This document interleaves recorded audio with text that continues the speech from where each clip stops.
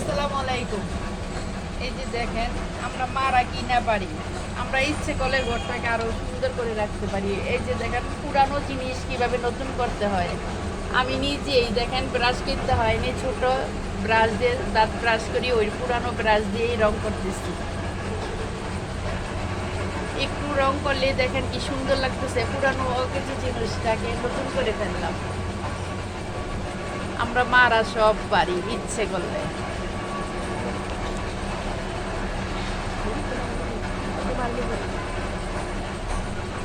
দেখেন কি সুন্দর হয়ে গেছে জিনিসটা।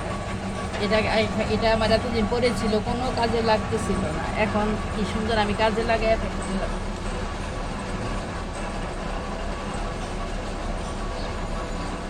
ঘরের এমন অনেক জিনিস থাকে যা পুরানো, এটিকে একটু নিজেরাই রং করে নিলে অনেক সুন্দর হয়ে যায়, অনেক সুন্দর কাজে লাগানো যায়।